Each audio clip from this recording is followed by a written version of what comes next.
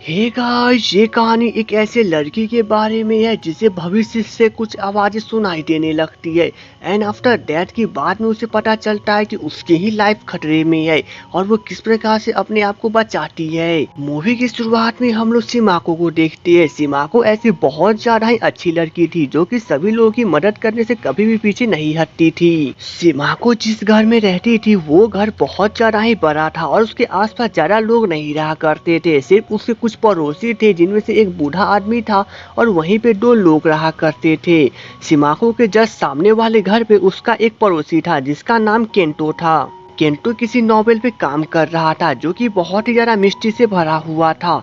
एक दिन जब सिमाको अपने काम से वापस लौट के घर पे आती है तभी 9 बजते ही अचानक से उसे अपने घर के हॉल में से आवाज सुनाई देने लगता है। सिमाको जब इसे चेक करती है तो उसे पता चलता है कि हॉल के उस साइड तो पूरी तरह से मैदान खाली है, तो आवाज आखिर आ कहां से आ रहा है। लेकिन इस हॉल में से आवाज आना बंद नहीं होता है और वो बार बार सिमाको को अपना बात सुनने के लिए कह रहा था।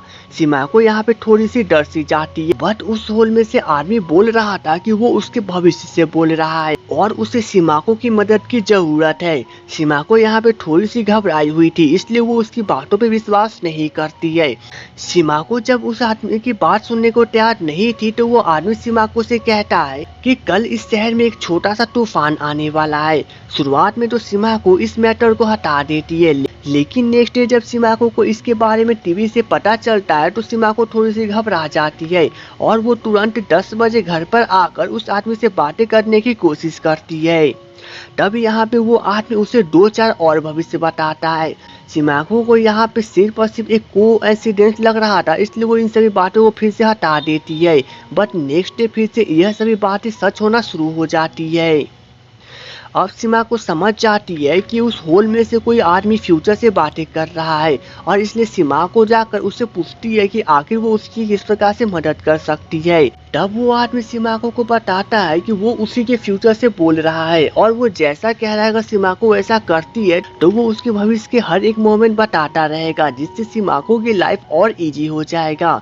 अब यहाँ पे सिमाको यह सुनने के बाद तो इस काम के लिए तैयार हो जाती है। तब यहाँ पे वो आदमी उसे बताता है कि उसके पड़ोस में रहने वाले केंटो उसकी लाइफ पूरी तरह से खतरे में है और वो 1 साल बाद मर जाएगा, उसे सिर्फ और सिर्फ सिमाको ही बचा सकती है। यहाँ पे सिमाको को कुछ समझ नहीं आता है तो वो आदमी उसे बताता है कि सिमाको को ज्यादा कुछ नहीं करना है, उसे सिर्फ और सिर्फ उस आदमी का पीछा करना है और वो दिन भर में क्या करता है क्या नहीं, बस उसकी तस्वीर खींची उसे अपने पास स्टोर करके रखना है। सिमाको यह काम करने के लिए तैयार हो जाती है और इसलिए वो नेक्स्ट डे से ही केंटो का पीछा करना शुरू कर देती है, जहाँ पे वो केंटो के अलग अलग मोमेंट के अलग अलग फोटो खींचती है। और तब सिमाको को पता चलता है कि केंटो बहुत ज्यादा ही बोरिंग टाइप का लड़का है क्योंकि वो एक नॉवेल को राइट कर रहा है। एक दिन जब सिमाको केंटो को पीछा करते हुए जब घर पे आती है तभी उसकी पड़ोसन उसे देख लेती है। यहाँ पे तो सिमाको डर से जाती है, बट सिमाको उसे बहाना बनाकर वहाँ से चली जाती है।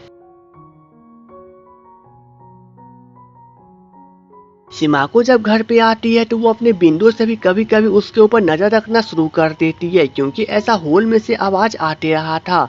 अब एक दिन जब सिमाको अपने ऑफिस के काम कंप्लीट करके वहां से जा रही थी तभी रोड क्रॉस करने के दौरान अचानक से उसे कुछ अजीब से एनर्जी का एहसास होता है और यहाँ पे कुछ बड़ा सा मैजिक होता है, जहाँ पे तो कुछ समय के लिए टाइम स्टॉप हो जाता है बट 2 ही सेकेंड में यह मैजिक खत्म हो जाता है।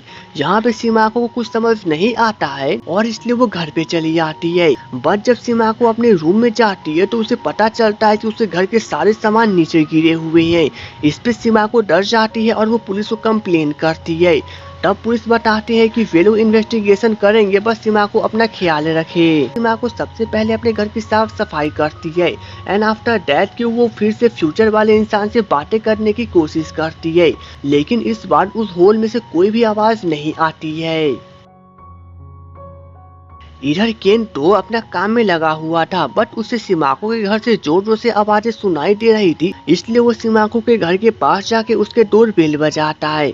बट जब सिमाको दरवाजा खोल के बाहर आती है तो उसका तबीयत बहुत ज्यादा ही अचानक से खराब हो चुका था और वो अचानक से वहीं पे बेहोश हो जाती है। यहाँ पे केंटो किसी प्रकार से सिमाको को पकड़ लेता है एंड आफ्टर दैट कि वो खुद उसे उसके बेड पे लेटा कर उसका इलाज करता है, क्योंकि यहाँ पे सिमाको को काफी ज्यादा ही फीवर हो चुका था। सिमाको को जब बाद में होश आता है तो केंटो उससे कहता है कि उसने उसके लिए कुछ खाना बनाया है और वो चाहे तो खाना को खा सकती है, और इतना कहकर केंटो वहाँ से चला जाता है। जब सिमाको चेक करती है तो सच में केंटो ने उसके लिए काफी हेल्दी डिश बना के रखे हुए थे। यह सब देखकर सिमाको को थोड़ा सा बुरा लगता है, क्योंकि वो जिस इंसान का पीछा कर रही थी वही इंसान ने आज उसका मदद किया है, और इसलिए सिमाको अब केंटो से मिलने जाती है और उसे भविष्य से आने वाली सभी आवाजों के बारे में बताती है। केंटो यह सुनने के बाद तो खुद हैरान हो जाता है, क्योंकि केंटो खुद इसी के ऊपर नॉवेल लिख रहा था। जब केंटो उस होल के पास जाकर उस आदमी से बातें करने की कोशिश करता है तो आज भी उस होल में से कोई भी आदमी की आवाजें नहीं आती है। लेकिन तभी हमें डोरबेल की आवाज सुनाई देती है, जहाँ भी पुलिस ऑफिसर्स आए हुए थे। पुलिस ऑफिसर सिमाको को बताते हैं कि इन दिनों शहर में कुछ ज्यादा ही खतरा बढ़ गया है, तो वो अपने आप का ख्याल रखे, और वे लोग अभी भी इन्वेस्टिगेशन में लगे हुए हैं। केंटो यहाँ पे थोड़ा सा परेशान हो चुका था, इसलिए वो सिमाको को गुड नाइट कह के वहाँ से चला जाता है। अब नेक्स्ट डे केंटो अपना लैपटॉप लेकर फिर से सिमाको से मिलने आता है और वो अपने रिसर्च के बारे में बताता है कि वो ऐसे ही बातों के ऊपर नॉवेल लिख रहा है, क्योंकि उसने इंटरनेट पे कई सारे लोगों की अफवाहें सुनी है जहाँ पे उसे भविष्य से आवाजें सुनाई देती है और वे लोग उसे एक टास्क देते हैं एंड आफ्टर दैट कि 1 महीने के बाद वह आदमी मर जाता है।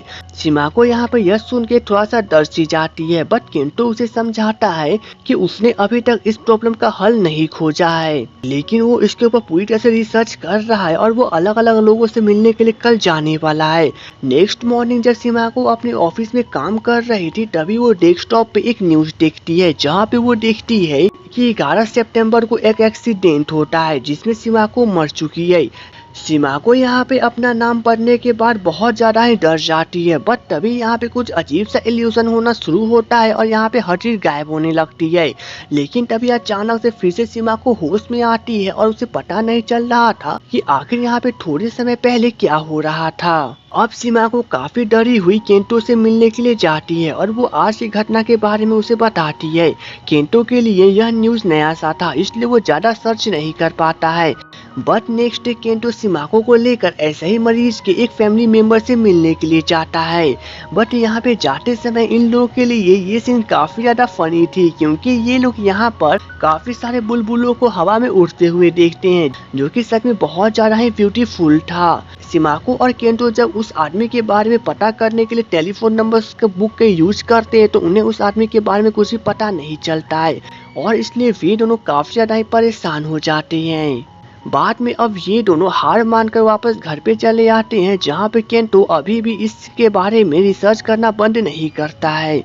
अब कुछ दिनों के बाद केंटो सिमाको को मिलने के लिए बुलाता है और वो उसे बताता है कि अभी तक उसने जो कोई भी रिसर्च किया है उसके अनुसार उसे कोई भी जवाब नहीं मिला है, लेकिन उससे बचने का सिर्फ और सिर्फ एक ही तरीका है कि अगर सिमाको शहर छोड़कर 1 साल के लिए बाहर चली जाए, वो भी बिना किसी को बताए, तो इस प्रकार से किसी को सिमाको के बारे में पता नहीं चलेगा और ना ही वो मरेगी।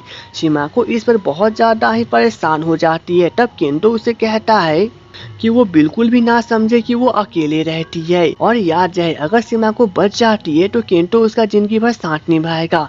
इस पे तो सिमाको पूरी तरह से रोने लगती है, क्योंकि आज से पहले किसी ने भी सिमाको से इस तरह से बातें नहीं किया था, बट यहाँ पे सिमाको को न चाहते हुए भी शहर छोड़ना पड़ता है।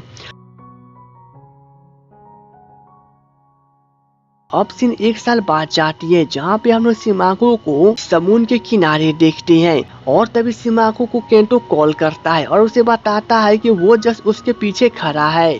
अब यहाँ पे यह सब बताकर केंटो सिमाको को गले लगा लेता है और कहता है कि वो उस किसी प्रकार से सिमाको को बचाने में पूरी तरह से सक्सेसफुल हो चुका है, और इतना कह के वो उसे किस कर देता है, और इसी के साथ इस मूवी की एंडिंग हो जाती है। तो दोस्तों इस कहानी की एंडिंग आधे पर ही एंडिंग कर दी गई है, क्योंकि अभी तक इसमें यह नहीं पता चल सका है कि भविष्य में से कौन आदमी बोल रहा था और इसका कौन सा सोल्यूशन है। जब इस मूवी की पार्ट 2 रिलीज हो जाएगा तो मैं आपको उसका भी एक्सप्लेनेशन कर कर इसका सभी क्वेश्चन के आंसर दे दूंगा। तो दोस्तों मुझे उम्मीद है आपको मेरा एक्सप्लेनेशन अच्छा लगा हो, तो प्लीज वीडियो को लाइक और चैनल को सब्सक्राइब कर ले। तो चलिए दोस्तों, मिलेंगे हम नेक्स्ट वीडियो में, तब तक के लिए goodbye and take care.